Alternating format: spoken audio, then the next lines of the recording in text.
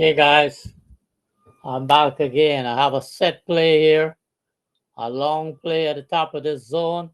Got Phil. Got Phil, guy. I actually put this on by accident. I was setting up the pivots, and I put it on. I said, you know what? I'm gonna leave it. I'm gonna leave it on, and here we go. $280. I'm out, bro. An accidental trade. I take it. $255. That's crazy, bro. That's crazy. Straight into the zone. Got Phil. Man, too easy trade. This morning I take a lot of heat. How to work my way back down big. And look, I came in and I make two trades. Two simple trade, guy. Come back into the supply zone here. Into the demand zone. Here.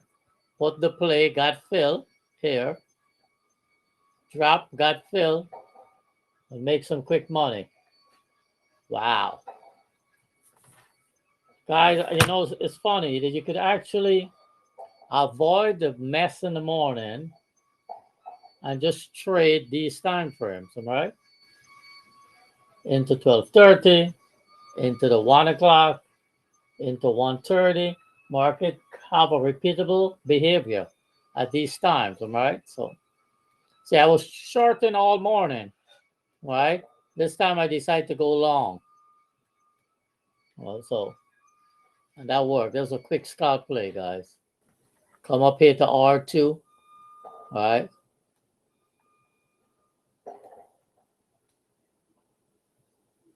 I know it's funny. What we had here is we have a squeeze box here. See here? There's a squeeze box, this big area here. And we have this zone here. 705 to 701. I placed to go long here. All right. So it came down. Long wick. All right. So long wick. Touch the demand zone and pop right about for 200 plus. $255. Right. So these zones work. The trick with playing a supply in a demand zone, you can't have bullish candles that making higher high with no wicks. All right, you need to get candles with wicks. All right, you need to get candle with wicks. So when they go and touch it, they then bounce out. All right, because if you start making like here, higher high with small wick, it just go in there like Pac-Man and just eat up all the sell orders, okay, and continue pushing higher. So it's a technique. It's about price action. All right. I mean, indicators only there to keep in the right side of the trade, right? You still need to understand price action and volume. All right? That's the key. All right. We got cumulative delta here, right? We got volume, the squeeze, and a zero log indicator to show a momentum shift here. Momentum shift straight up above zero. Bright green candles work just like the squeeze. We got some Elliott wave logic in it, right? And we have our swing indicator.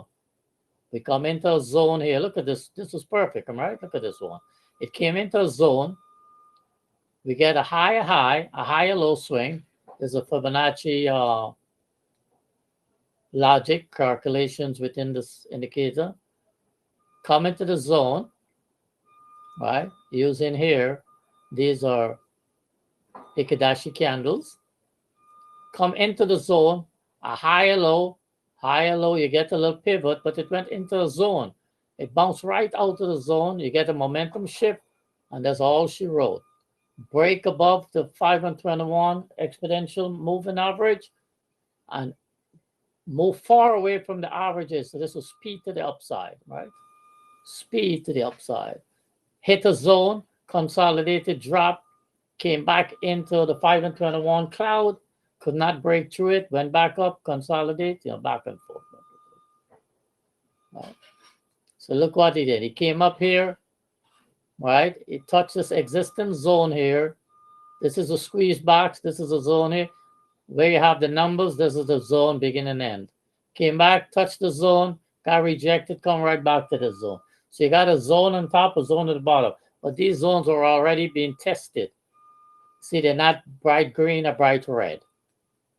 This is when they're untested, bright red. This is when they're untested, bright green. All right.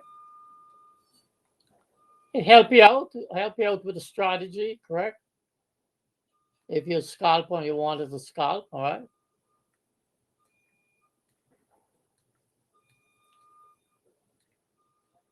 This is our daily chart with regular candles, all right?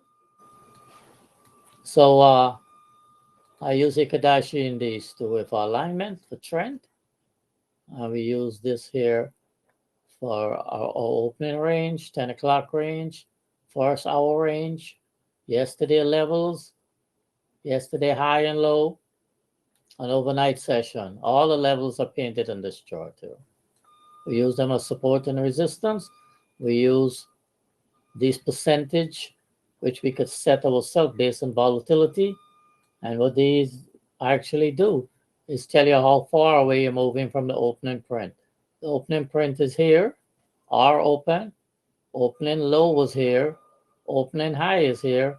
The white text and white lines are 10 to 1030 levels. When the time comes, they become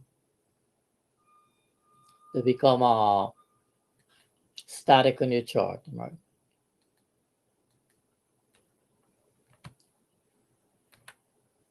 And they're dynamic when they're going through from 9:30 to 10 o'clock. So once the time comes, these lines become static on your chart. We use them as support and resistance.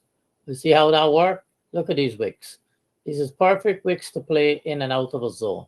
This zone was tested. So if I'm going to play the zone, I will play it at the low end of the zone. All right? Because it touched it here at the trend line here. See here? I would trade it here. But if you're going to come here, highly probability you're going to break through the zone, right? So okay, guys, that's it.